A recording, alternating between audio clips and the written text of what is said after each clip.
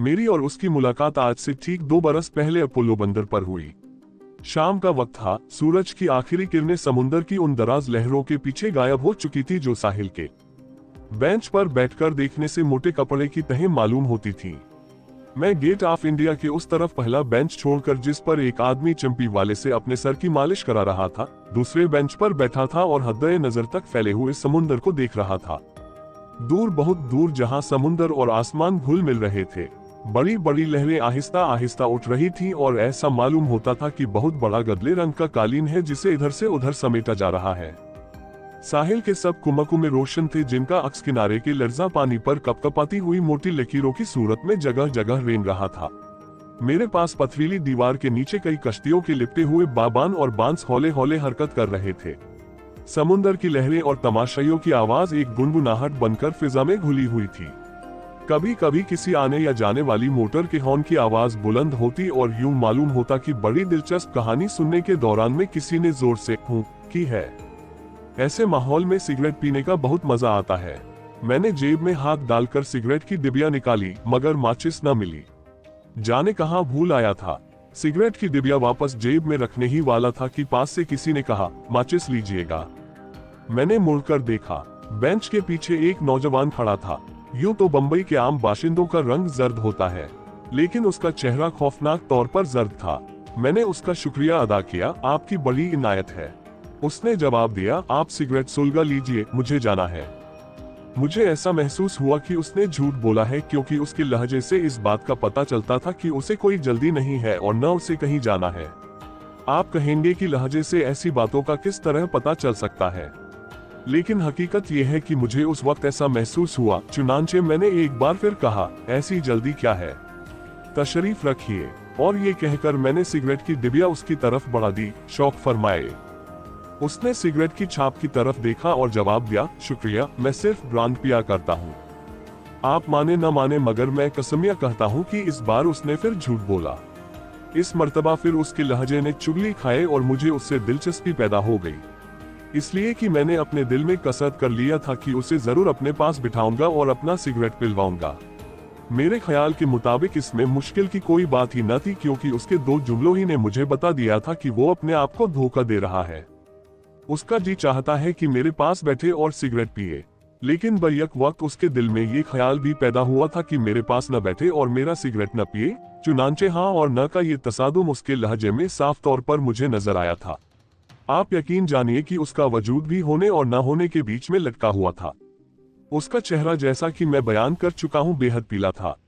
उस पर उसकी नाक, आंखों और मुंह के खुतूत इस कदर मध्यम थे जैसे किसी ने तस्वीर बनाई है और उसको पानी से धो डाला है। कभी कभी उसकी तरफ देखते देखते उसके होंठ उभर से आते, लेकिन फिर राख में लिपटी हुई चिंगारी के मानंद सो जाते।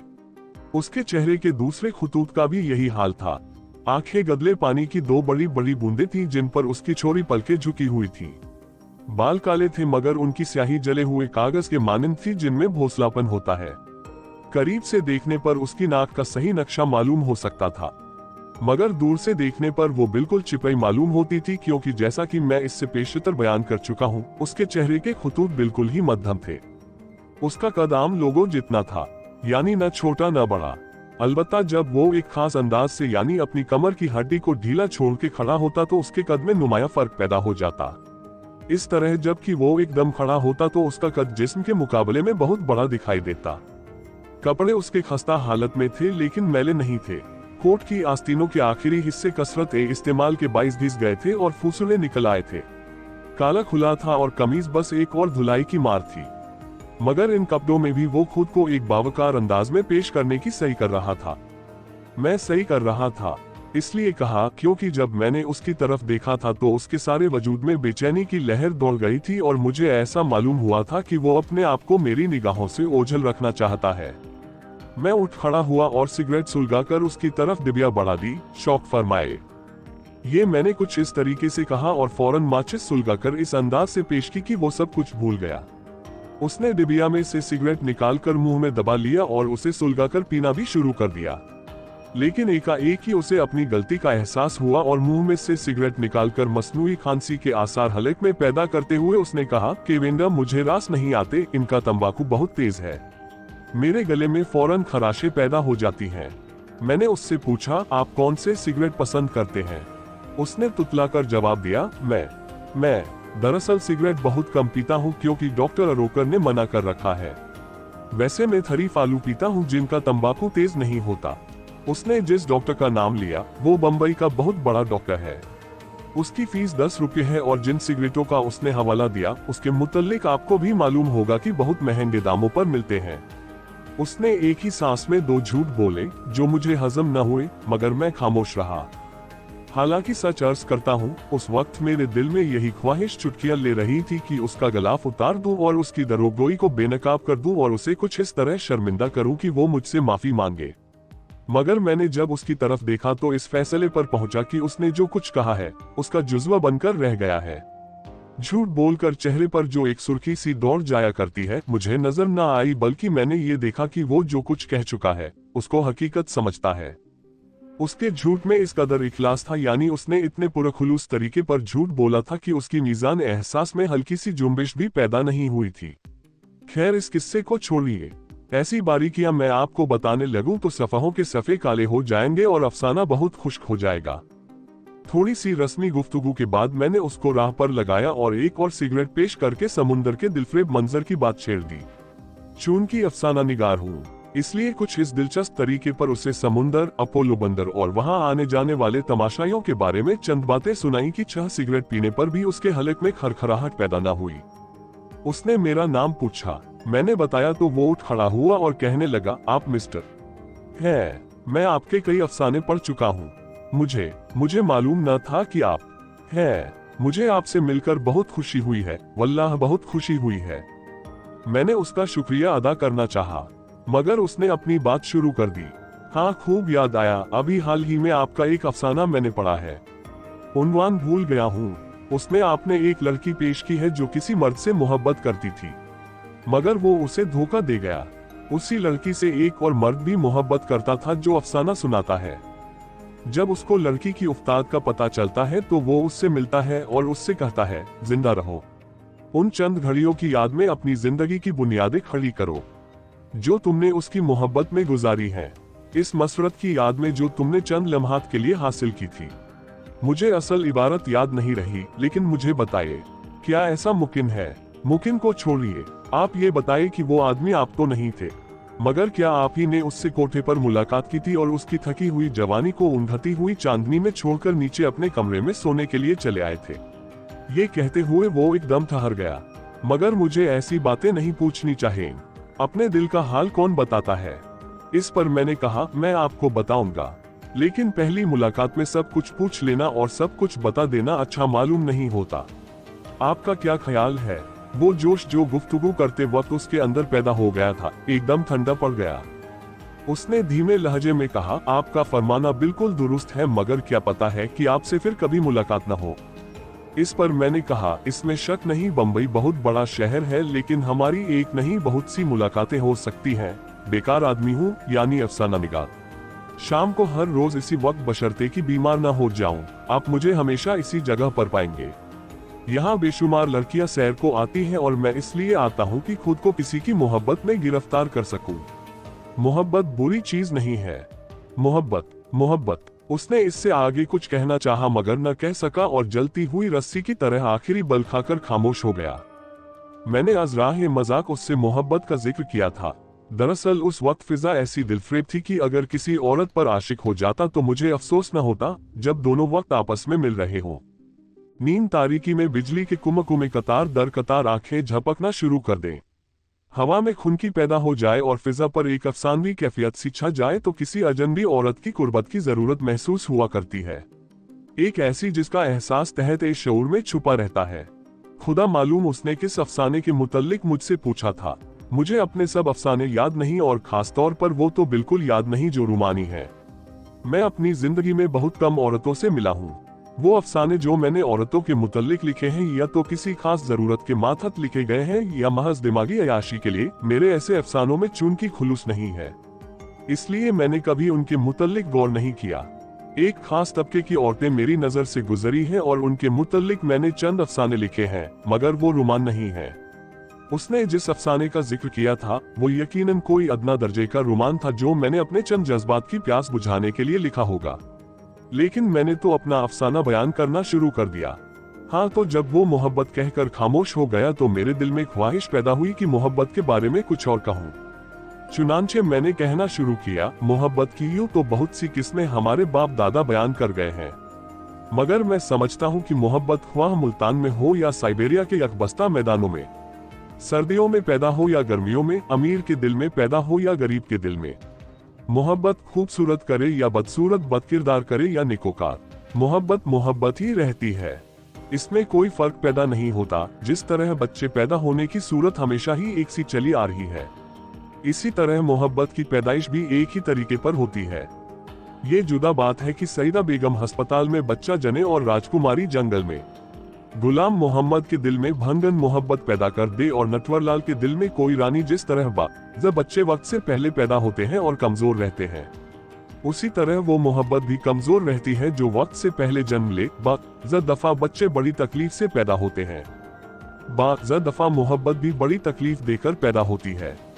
जिस तरह औरतों का हमल गिर जाता है, उसी तरह मोहब्बत भी गिर जाती है। दफा बांझापन पैदा हो जाता है।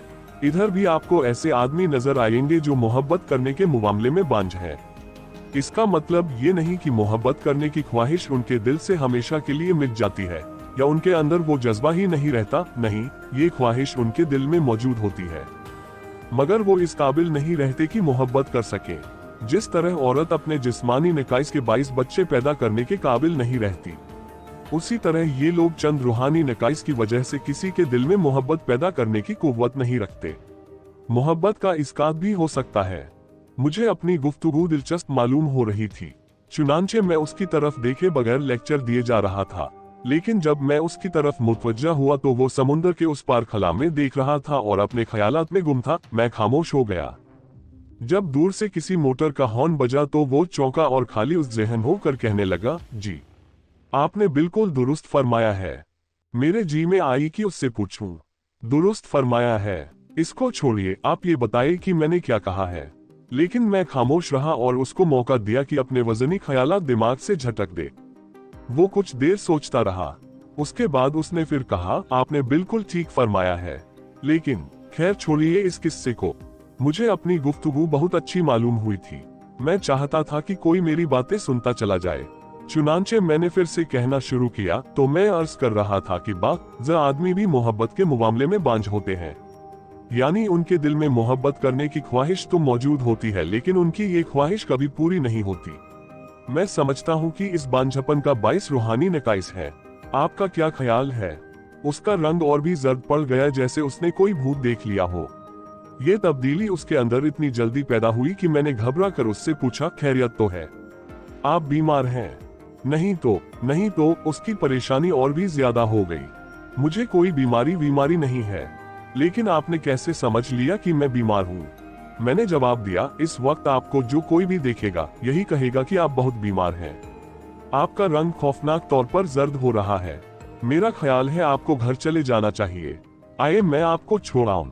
नहीं, मैं चला जाऊंगा, मगर मैं बीमार नहीं हूँ। कभी कभी मेरे दिल में मामूली सा दर्द पैदा हो जाया करता है, शायद वही हो। मैं अभी ठीक हो जाऊंगा, आप अपनी गुफ्तगू जारी रखिए। मैं थोड़ी देर खामोश रहा क्योंकि वो ऐसी हालत में नहीं था कि मेरी बात गौर से सुन सकता। लेकिन जब उसने इसरार किया तो मैंने कहना शुरू किया, मैं आपसे ये पूछ रहा था कि उन लोगों के मुतल्लिक आपका क्या ख्याल है जो मोहब्बत करने के मामले में बांझ होते हैं।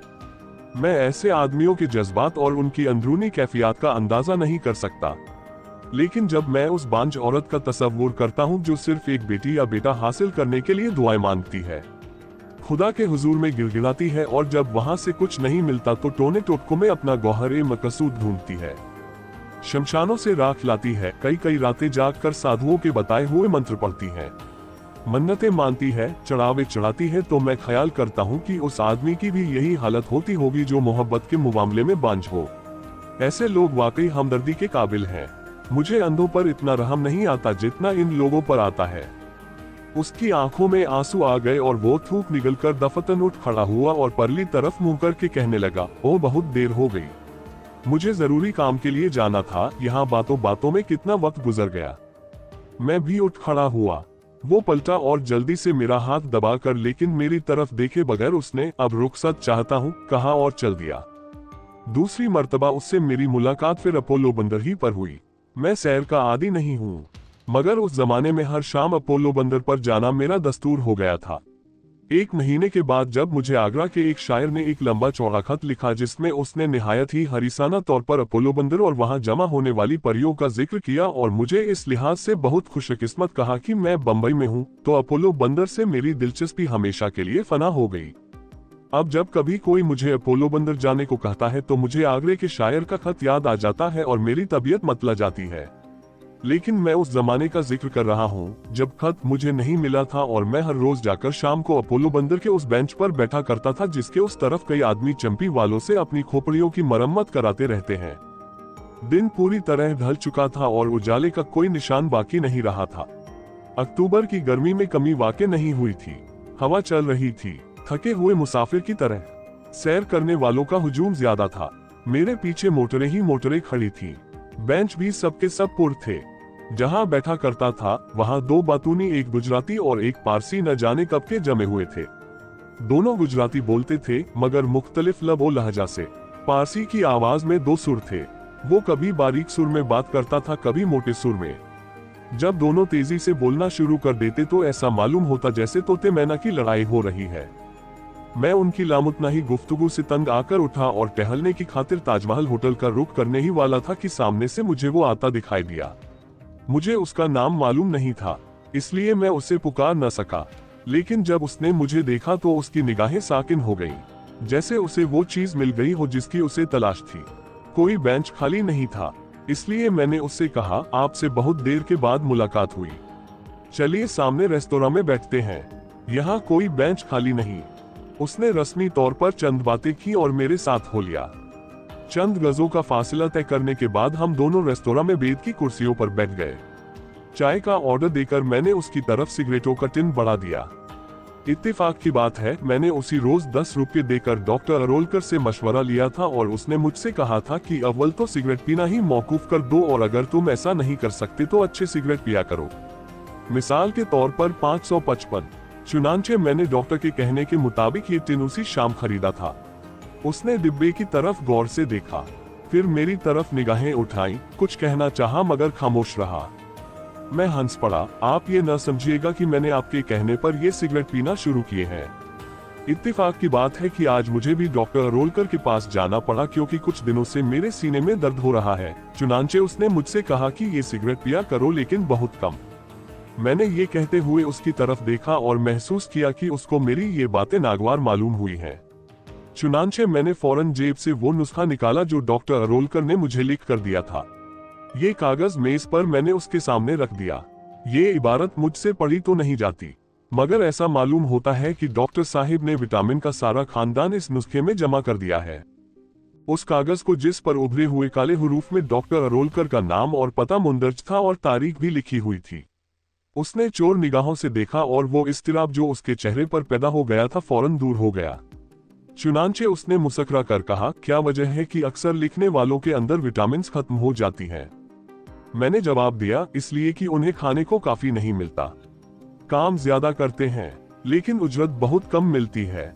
इसके बाद चाय आ गई और दूसरी बातें शुरू हो गई। पहली मुलाकात और इस मुलाकात में गालिबन 2.5 महीने का फासला था। उसके चेहरे का रंग पहले से ज्यादा पीला था, आंखों के गिर्द स्याह हल्के पैदा हो रहे थे। उसे गालिबन कोई तकलीफ थी जिसका एहसास उसे हर वक्त रहता था क्योंकि बातें करते करते वक्त ज़ औकात वो ठहर जाता और उसके होंठों में से गैर इरादी तौर पर आह निकल जाती। अगर हंसने की कोशिश भी करता तो उसके होंठों में जिंदगी पैदा नहीं होती थी। मैंने ये कैफियत देखकर उससे अचानक तौर पर पूछा, आप उदास क्यों हैं? उदास। एक फीकी सी मुस्कुराहट जो उन मरने वालों के लबों पर पैदा हुआ करती है जो जाहिर करना चाहते हैं कि वो मौत से खौफ नहीं। उसके होठों पर फैली, मैं उदास नहीं हूँ, आपकी तबीयत उदास होगी। ये कहकर उसने एक ही घूंट में चाय की प्याली खाली कर दी और उठ खड़ा हुआ। अच्छा तो मैं इजाजत चाहता हूँ, एक जरूरी काम से जाना है। मुझे यकीन था कि उसे किसी जरूरी काम से नहीं जाना है, मगर मैंने उसे न रोका और जाने दिया। इस दफा फिर उसका नाम दरियाफ्त न कर सका, लेकिन इतना पता चल गया कि वो ज़हनी और रूहानी तौर पर बेहद परेशान था। वो उदास था, बल्कि यूं कहिए कि उदासी उसकी रग और रेशे में सरायत कर चुकी थी। मगर वो नहीं चाहता था कि उसकी उदासी का दूसरों को इल्म हो। वो दो जिंदगियां बसर करना चाहता था, एक वो जो हकीकत थी और एक वो जिसकी तख्लीक में हर घड़ी हर लम्हा मसरूफ रहता था। लेकिन उसकी जिंदगी के ये दोनों पहलू नाकाम थे। क्यों, ये मुझे मालूम नहीं। उससे तीसरी मर्तबा मेरी मुलाकात फिर अपोलो बंदर पर हुई। इस दफा मैं उसे अपने घर ले गया। रास्ते में हमारी कोई बातचीत न हुई, लेकिन घर पर उसके साथ बहुत सी बातें हुई। जब वो मेरे कमरे में दाखिल हुआ तो उसके चेहरे पर चंद लम्हात के लिए उदासी छा गई, मगर वो फौरन संभल गया और उसने अपनी आदत के खिलाफ अपने आप को बहुत तरोताजा और बातूनी जाहिर करने की कोशिश की। उसको इस हालत में देखकर मुझे उस पर और भी तरस आ गया। वो एक मौत जैसी यकीनी हकीकत को झूठला रहा था, और मजा ये है कि इस खुदफरेबी से कभी कभी वो मुतमिन भी नजर आता था। बातों के दौरान में उसकी नजर मेरे मेज पर पड़ी। शीशे के फ्रेम में उसको एक लड़की की तस्वीर नजर आई। उठकर उसने तस्वीर की तरफ जाते हुए कहा, क्या मैं आपकी इजाजत से ये तस्वीर देख सकता हूँ? मैंने कहा, बसअद शौक। उसने तस्वीर को एक नजर देखा और देखकर कुर्सी पर बैठ गया। अच्छी खूबसूरत लड़की है। मैं समझता हूँ कि आपकी। जी नहीं, एक जमाना हुआ इससे मोहब्बत करने का ख्याल मेरे दिल में पैदा हुआ था, बल्कि यूं कहिए कि थोड़ी सी मोहब्बत मेरे दिल में पैदा भी हो गई थी। मगर अफसोस है कि उसको उसकी खबर तक न हुई, और मैं नहीं, बल्कि वो ब्याह दी गई। ये तस्वीर मेरी पहली मोहब्बत की यादगार है, जो अच्छी तरह पैदा होने से पहले ही मर गई। ये आपकी मोहब्बत की यादगार है। इसके बाद तो आपने और भी बहुत सी रोमान लड़ाए होंगे। उसने अपने खुश्क होठों पर जबान फेरी, यानी आपकी जिंदगी में तो कई ऐसी नामुकम्मल और मुकम्मल मोहब्बतें मौजूद होंगी। मैं कहने ही वाला था कि जी नहीं, खाकसार भी मोहब्बत के मामले में आप जैसा बंजा है। मगर जाने क्यों ये कहता कहता रुक गया और ख्वाहम ख्वाह झूठ बोल दिया। जी हाँ, ऐसे सिलसिले होते रहते हैं। आपकी किताब ए जिंदगी भी तो ऐसे वाकयात से भरपूर होगी। वो कुछ न बोला और बिल्कुल खामोश हो गया, जैसे किसी गहरे समुंदर में गोता लगा गया है। देर तक जब वो अपने ख्यालात में गर्क रहा और मैं उसकी खामोशी से उदास होने लगा तो मैंने कहा, अजी हजरत, आप किन ख्यालात में खो गए? वो चौंक पड़ा। मैं कुछ नहीं, मैं ऐसे ही कुछ सोच रहा था। मैंने पूछा, कोई बीती कहानी याद आ गई? कोई बिछड़ा हुआ सपना मिल गया? पुराने जख्म हरे हो गए? जख्म, पुराने जख्म, कई जख्म नहीं, सिर्फ एक ही है, बहुत गहरा, बहुत कारी, और जख्म मैं चाहता भी नहीं। एक ही जख्म काफी है। ये कहकर वो उठ खड़ा हुआ और मेरे कमरे में टहलने की कोशिश करने लगा, क्योंकि इस छोटी सी जगह में जहाँ कुर्सियां, मेज और चारपाई सब कुछ पड़ा था, टहलने के लिए कोई जगह नहीं थी। मेज के पास उसे रुकना पड़ा। तस्वीर को अब की दफा गहरी नजरों से देखा और कहा, इसमें और उसमें कितनी मुशबहत है। मगर उसके चेहरे पर ऐसी शोखी नहीं थी। उसकी आंखें बड़ी थी, मगर इन आंखों की तरह उनमें शरारत नहीं थी। वो फिक्रमंद आंखें थी, ऐसी आंखें जो देखती भी हैं और समझती भी हैं। ये कहते हुए उसने एक सरदाह भरी और कुर्सी पर बैठ गया। मौत बिल्कुल नाकाबिले फहम चीज है, खासतौर पर उस वक्त जबकि ये जवानी में आए। मैं समझता हूँ कि खुदा के अलावा एक ताकत और भी है जो बड़ी हासिद है, जो किसी को खुश देखना नहीं चाहती। मगर छोड़िए इस किस्से को। मैंने उससे कहा, नहीं नहीं, आप सुनाते जाइए, लेकिन अगर आप ऐसा मुनासिब समझें, सच पूछिए तो मैं ये समझ रहा था कि आपने कभी मोहब्बत की ही न होगी। ये आपने कैसे समझ लिया कि मैंने कभी मोहब्बत की ही नहीं? और अभी अभी तो आप कह रहे थे कि मेरी किताब ए जिंदगी ऐसे कई वाकयात से भरी पड़ी होगी। ये कहकर उसने मेरी तरफ सवालिया निगाहों से देखा। मैंने अगर मोहब्बत नहीं की तो ये दुख मेरे दिल में कहां से पैदा हो गया है? मैंने अगर मोहब्बत नहीं की तो मेरी जिंदगी को ये रोग कहां से चिमट गया है? मैं रोज बरोज मोम की तरह क्यों पिघला जा रहा हूँ? बज़ाहिर ये तमाम सवाल वो मुझसे कर रहा था, मगर दरअसल वो सब कुछ अपने आप ही से पूछ रहा था। मैंने कहा, मैंने झूठ बोला था कि आपकी जिंदगी में ऐसे कई वाकयात होंगे, मगर आपने भी झूठ बोला था कि मैं उदास नहीं हूँ और मुझे कोई रोग नहीं है। किसी के दिल का हाल जानना आसान बात नहीं है। आपकी उदासी की और बहुत सी वजहें हो सकती हैं, मगर जब तक मुझे आप खुद न बताएं, मैं किसी नतीजे पर कैसे पहुंच सकता हूं? इसमें कोई शक नहीं कि आप वाकई रोज बरोज कमजोर होते जा रहे हैं। आपको यकीनन बहुत बड़ा सदमा पहुंचा है और मुझे आपसे हमदर्दी है। हमदर्दी? उसकी आंखों में आंसू आ गए। मुझे किसी की हमदर्दी की जरूरत नहीं, इसलिए कि हमदर्दी उसे वापस नहीं ला सकती। उस औरत को मौत की गहराइयों से निकालकर मेरे हवाले नहीं कर सकती जिससे मुझे प्यार था। आपने मोहब्बत नहीं की, मुझे यकीन है आपने मोहब्बत नहीं की, इसलिए कि उसकी नाकामी ने आप पर कोई दाग नहीं छोड़ा। मेरी तरफ देखिए, ये कहकर उसने खुद अपने आप को देखा। कोई जगह आपको ऐसी नहीं मिलेगी जहां मेरी मोहब्बत के नक्श मौजूद न हो। ... मेरा वजूद खुद इस मोहब्बत की टूटी हुई इमारत का मलबा है। मैं आपको ये दास्तान कैसे सुनाऊं और क्यों सुनाऊं जबकि आप उसे समझ ही नहीं सकेंगे। किसी का ये कह देना कि मेरी मां मर गई है आपके दिल पर वो असर पैदा नहीं कर सकता जो मौत ने बेटे पर किया था। मेरी दास्तान मोहब्बत आपको किसी को भी बिल्कुल मामूली मालूम होगी, मगर मुझ पर जो असर हुआ है उससे कोई भी आगाह नहीं हो सकता, इसलिए कि मोहब्बत मैंने की है और सब कुछ सिर्फ मुझी पर गुजरा है।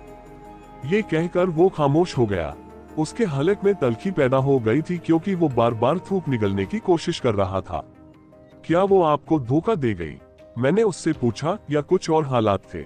धोखा? वो धोखा दे ही नहीं सकती थी। खुदा के लिए धोखा न कहिए, वो औरत नहीं फरिश्ता थी। मगर बुरा हो उस मौत का जो हमें खुश न देख सकी और उसे हमेशा के लिए अपने परों में समेट कर ले गई। आपने मेरे दिल पर खराशे पैदा कर दी हैं। सुनिए, मैं आपको दर्दनाक दास्तान का कुछ हिस्सा सुनाता हूँ। ... वो एक बड़े और अमीर घराने की लड़की थी जिस जमाने में उसकी और मेरी पहली मुलाकात हुई। मैं अपने बाप दादा की सारी जायदाद याशियों में बर्बाद कर चुका था। मेरे पास एक कौड़ी भी नहीं थी। फिर बंबई छोड़कर मैं लखनऊ चला आया। अपनी मोटर चूंकि मेरे पास हुआ करती थी, इसलिए मैं सिर्फ मोटर चलाने का काम जानता था। चुनांचे मैंने उसी को अपना पेशा करार देने का फैसला किया।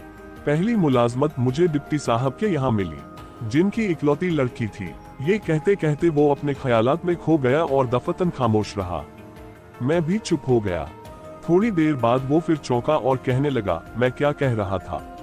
आप डिप्टी साहब के यहाँ मुलाजिम हो गए? हाँ, वो उन्हीं डिप्टी साहब की इकलौती लड़की थी। हर रोज सुबह 9 बजे मैं ज़ुहरा को मोटर में स्कूल ले जाया करता था। वो पर्दा करती थी, मगर मोटर ड्राइवर से कोई कब तक छुप सकता है। मैंने उसे दूसरे रोज ही देख लिया। वो सिर्फ खूबसूरत ही नहीं थी, उसमें एक खास बात भी थी। बड़ी संजीदा और मतीन लड़की थी। उसकी सीधी मांग ने उसके चेहरे पर एक खास किस्म का वकार पैदा कर दिया था। मैं क्या अर्ज करूं, वो क्या थी? मेरे पास अल्फाज नहीं है कि मैं उसकी सूरत और सीरत बयान कर सकूं। बहुत देर तक वो अपनी ज़ुहरा की खूबियां बयान करता रहा। इस दौरान में उसने कई मर्तबा उसकी तस्वीर खींचने की कोशिश की, मगर नाकाम रहा। ऐसा मालूम होता था कि ख्यालात उसके दिमाग में जरूरत से ज्यादा जमा हो गए हैं। कभी कभी बात करते करते उसका चेहरा तमतमा उठता, लेकिन फिर उदासी छा जाती और वो आहों में गुफ्तगू करना शुरू कर देता। वो अपनी दास्तान बहुत आहिस्ता आहिस्ता सुना रहा था, जैसे खुद भी मजा ले रहा हो। एक एक टुकड़ा जोड़कर उसने सारी कहानी पूरी की, जिसका माहसल ये था, ज़ुहरा से उसे बेपनाह मोहब्बत हो गई।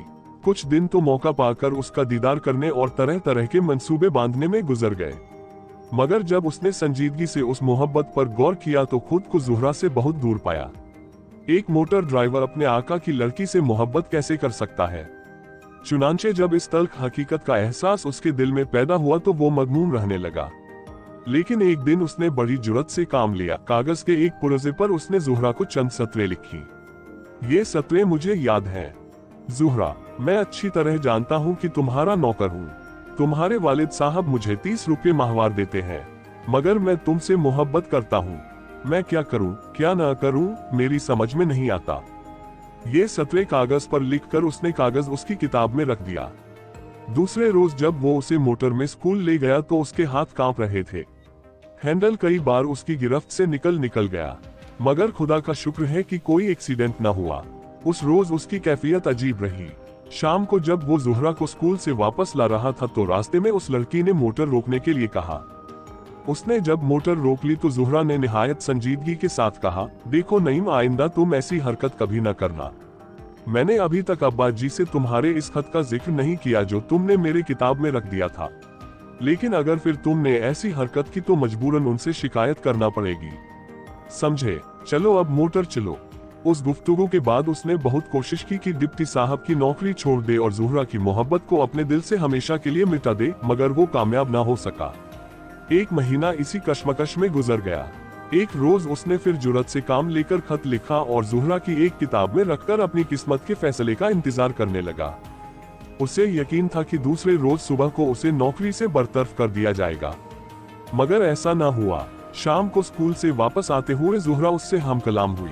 एक बार फिर उसको ऐसी हरकतों से बाज रहने के लिए कहा, अगर तुम्हें अपनी इज्जत का ख्याल नहीं तो कम से कम मेरी इज्जत का तो कुछ ख्याल तुम्हें होना चाहिए। ये उसने एक बार फिर उसे कुछ संजीदगी और मतानत से कहा कि नईम की सारी उम्मीदें फना हो गईं और उसने कसद कर लिया कि वो नौकरी छोड़ देगा और लखनऊ से हमेशा के लिए चला जाएगा।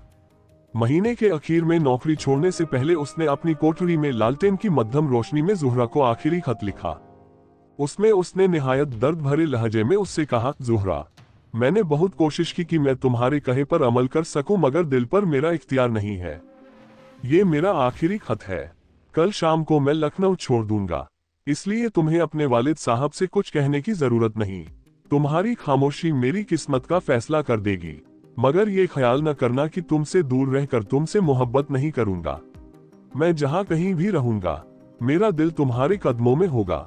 मैं हमेशा उन दिनों को याद करता रहूंगा जब मैं मोटर आहिस्ता आहिस्ता चलाता था कि तुम्हें धक्का न लगे। मैं इसके सिवा और तुम्हारे लिए कर ही क्या सकता था। ये खत भी उसने मौका पाकर उस किताब में रख दिया। सुबह को ज़ुहरा ने स्कूल जाते हुए उससे कोई बात न की और शाम को भी रास्ते में उसने कुछ न कहा। चुनांचे वो बिल्कुल नाउम्मीद होकर अपनी कोठरी में चला आया। जो थोड़ा बहुत असबाब उसके पास था बांधकर उसने एक तरफ रख दिया और लालटेन की अंधी रोशनी में चारपाई पर बैठकर सोचने लगा कि ज़ुहरा और उसके दरमियान कितना बड़ा फासला है। वो बेहद मगमूम था, अपनी पोजीशन से अच्छी तरह वाकिफ था। उसे इस बात का एहसास था कि वो एक अदना दर्जे का मुलाजिम है और अपने आका की लड़की से मोहब्बत करने का कोई हक नहीं रखता, लेकिन इसके बावजूद कभी कभी बेइख्तियार उससे मोहब्बत करता है, तो इसमें उसका क्या कसूर है और फिर उसकी मोहब्बत फ्रेब तो नहीं। वो इसी उधेड़-बुन में था कि आधी रात के करीब उसकी कोठरी के दरवाजे पर दस्तक हुई। उसका दिल धक से रह गया, लेकिन फिर उसने ख्याल किया कि माली होगा, मुमकिन है उसके घर में कोई एकाएक ही बीमार पड़ गया हो और वो उससे मदद लेने के लिए आया हो। लेकिन जब उसने दरवाजा खोला तो ज़ुहरा सामने खड़ी थी। जी हाँ, ज़ुहरा। दिसंबर की सर्दी में शाल के बगैर वो उसके सामने खड़ी थी। उसकी जबान गुंग हो गई, उसकी समझ में नहीं आता था क्या कहे। चंद लम्हात कब्र की सी खामोशी में गुजर गए। आखिर ज़ुहरा के होंठ वह हुए और थरथराते हुए लहजे में उसने कहा, नईम, मैं तुम्हारे पास आ गई हूँ। बताओ अब तुम क्या चाहते हो, लेकिन इससे पहले कि तुम्हारी इस कोठरी में दाखिल हूँ, मैं तुमसे चंद सवाल करना चाहती हूँ। नईम खामोश रहा, लेकिन ज़ुहरा उससे पूछने लगी, क्या वाकई तुम मुझसे मोहब्बत करते हो? नईम को जैसे ठेस सी लगी, उसका चेहरा तमतमा उठा। ज़ुहरा, तुमने ऐसा सवाल किया है जिसका जवाब अगर मैं दूं तो मेरी मोहब्बत की तौहीन होगी। मैं तुमसे पूछता हूँ, क्या मैं मोहब्बत नहीं करता? ज़ुहरा ने इस सवाल का जवाब न दिया और थोड़ी देर खामोश रहकर अपना दूसरा सवाल, मेरे बाप के पास दौलत है, मगर मेरे पास एक फूटी कौड़ी भी नहीं। जो कुछ मेरा कहा जाता है मेरा नहीं है, उनका है। क्या तुम मुझे दौलत के बगैर भी वैसा ही अजीज समझोगे? नईम बहुत जज्बाती आदमी था, चुनांचे उस सवाल ने भी उसके वकार को जख्मी किया। बड़े दुख भरे लहजे में उसने ज़ुहरा से कहा, ज़ुहरा, खुदा के लिए मुझसे ऐसी बातें न पूछो जिनका जवाब इस कदर आम हो चुका है कि तुम्हें थर्ड क्लास इश्किया नावलों में भी मिल सकता है। ज़ुहरा उसकी कोठरी में दाखिल हो गई और उसकी चारपाई पर बैठकर कहने लगी, मैं तुम्हारी हूँ और हमेशा तुम्हारी रहूंगी। ज़ुहरा ने अपना कॉल पूरा किया। जब दोनों लखनऊ छोड़कर दिल्ली चले आए और शादी करके एक छोटे से मकान में रहने लगे तो डिप्टी साहब ढूंढते ढूंढते वहां पहुंच गए। नईम को नौकरी मिल गई थी, इसलिए वो घर में नहीं था। डिप्टी साहब ने ज़ुहरा को बहुत बुरा भला कहा। उनकी सारी इज्जत खाक में मिल गई थी। वो चाहते थे कि ज़ुहरा नईम को छोड़ दे और जो कुछ हो चुका है उसे भूल जाए।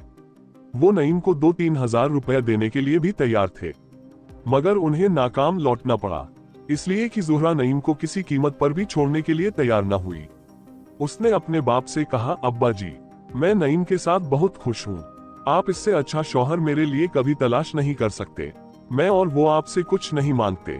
अगर आप हमें दुआएं दे सके तो हम आपके ममनून होंगे। डिप्टी साहब ने जब ये गुफ्तगू सुनी तो बहुत खश्मालूद हुए। उन्होंने नईम को कैद करा देने की धमकी भी दी, मगर ज़ुहरा ने साफ साफ कह दिया, अब्बा जी, इसमें नईम का क्या कसूर है? सच तो ये है कि हम दोनों बेकसूर हैं। अलबत्ता हम एक दूसरे से मोहब्बत जरूर करते हैं और वो मेरा शौहर है। ये कोई कसूर नहीं है, मैं नाबालिग नहीं हूँ। डिप्टी साहब अक्लमंद थे, फौरन समझ गए कि जब उनकी बेटी ही रजामंद है तो नईम पर कैसे जुर्म आयद हो सकता है। चुनांचे वो ज़ुहरा को हमेशा के लिए छोड़कर चले गए। कुछ अरसे के बाद डिप्टी साहब ने मुख्तलिफ लोगों के जरिए से नईम पर दबाव डालने और उसको रुपये पैसे से लालच देने की कोशिश की, मगर नाकाम रहे। दोनों की जिंदगी बड़े मजे में गुजर रही थी। गो नईम की आमदन बहुत ही कम थी और ज़ुहरा को जो नाजो नाम में पली थी। बदन पर खुरदरे कपड़े पहनने पड़ते थे और अपने हाथ से सब काम करने पड़ते थे, मगर वो खुश थी और खुद को एक नई दुनिया में पाती थी। वो बहुत सुखी थी, बहुत सुखी। नईम भी बहुत खुश था, लेकिन एक रोज खुदा का करना ऐसा हुआ कि ज़ुहरा के सीने में मुज़ीद दर्द उठा और पेशतर इसके कि नईम उसके लिए कुछ कर सके वो इस दुनिया से रुखसत हो गई और नईम की दुनिया हमेशा के लिए तारीख हो गई। ये दास्तान उसने रुक रुक कर और खुद मजे ले लेकर करीबन 4 घंटों में सुनाई। जब वो अपना हाल दिल सुना चुका तो उसका चेहरा बजाय जर्द होने के तमतमा उठा, जैसे उसके अंदर आहिस्ता आहिस्ता किसी ने खून दाखिल कर दिया है। लेकिन उसकी आंखों में आंसू थे और उसका हलक सूख गया था। दास्तान जब खत्म हुई तो वो फौरन उठ खड़ा हुआ, जैसे उसे बहुत जल्दी है, और कहने लगा, मैंने बहुत गलती की जो आपको अपनी दास्तान मोहब्बत सुना दी। मैंने बहुत गलती की। ज़ुहरा का जिक्र सिर्फ मुझी तक महदूद रहना चाहिए था, लेकिन उसकी आवाज भर्रा गई। मैं जिंदा हूँ और वो इससे आगे वो कुछ न कह सका और जल्दी से मेरा हाथ दबाकर कमरे से बाहर चला गया। नईम से फिर मेरी मुलाकात न हुई। अपोलो बंदर पर कई मर्तबा उसकी तलाश में गया, मगर वो न मिला। 6 या 7 महीने के बाद उसका एक खत मुझे मिला, जो मैं यहाँ पर नकल कर रहा हूँ। साहिब, आपको याद होगा, मैंने आपके मकान पर अपनी दास्तान मोहब्बत सुनाई थी। वो महज फसाना था, एक झूठा फसाना। कोई ज़ुहरा है न नईम। मैं वैसे मौजूद तो हूँ, मगर वो नईम नहीं हूँ जिसने ज़ुहरा से मोहब्बत की थी। आपने एक बार कहा था कि लोग ऐसे भी होते हैं जो मोहब्बत के मामले में बांझ होते हैं। मैं भी उन बदकिस्मत आदमियों में से एक हूँ जिसकी सारी जवानी अपना दिल परचाने में गुजर गई। ज़ुहरा से नईम की मोहब्बत एक दिली बहलावा था और ज़ुहरा की मौत, मैं अभी तक नहीं समझ सका कि मैंने उसे क्यों मार दिया। बहुत मुमकिन है कि इसमें भी मेरी जिंदगी की स्याही का दखल हो। मुझे मालूम नहीं, आपने मेरे अफसाने को झूठा समझा या सच्चा, लेकिन मैं आपको एक अजीब और गरीब बात बताता हूँ कि मैंने, यानी इस झूठे अफसाने के खालिक ने, इसको बिल्कुल सच्चा समझा, 100% हकीकत पर मबनी। मुझे ऐसा महसूस हुआ कि मैंने वाकई ज़ुहरा से मोहब्बत की है और वो सचमुच मर चुकी है। आपको ये सुनकर और भी ताज्जुब होगा कि जैसे जैसे वक्त गुजरता गया, उस अफसाने के अंदर हकीकत का उन्सुर ज्यादा होता गया और ज़ुहरा की आवाज, उसकी हंसी भी मेरे कानों में गूंजने लगी। मैं उसके सांस की गर्मी तक महसूस करने लगा। अफसाने का हर जर्रा जानदार हो गया और मैंने यूं अपनी कब्र अपने हाथों से खो दी। ज़ुहरा फसाना न सही, मगर मैं तो फसाना हूँ। वो मर चुकी है, इसलिए मुझे भी मर जाना चाहिए। ये खत आपको मेरी मौत के बाद मिलेगा। अलविदा। ज़ुहरा मुझे जरूर मिलेगी। कहा, ये मुझे मालूम नहीं। मैंने ये चंद सतूर सिर्फ इसलिए आपको लिख दिए हैं कि आप अफसाना निगर हैं। अगर इससे आप अफसाना तैयार कर ले तो आपको 7-8 रुपये मिल जाएंगे, क्योंकि एक मर्तबा आपने कहा था कि अफसाने का मुआवजा आपको 7 से 10 रुपये तक मिल जाया करता है। ये मेरा तोहफा होगा। अच्छा, अलविदा। आपका मुलाकाती नईम। नईम ने अपने लिए ज़ुहरा बनाए और मर गया। मैंने अपने लिए ये अफसाना तख्लीक किया है और जिंदा हूँ। ये मेरी ज्यादती है।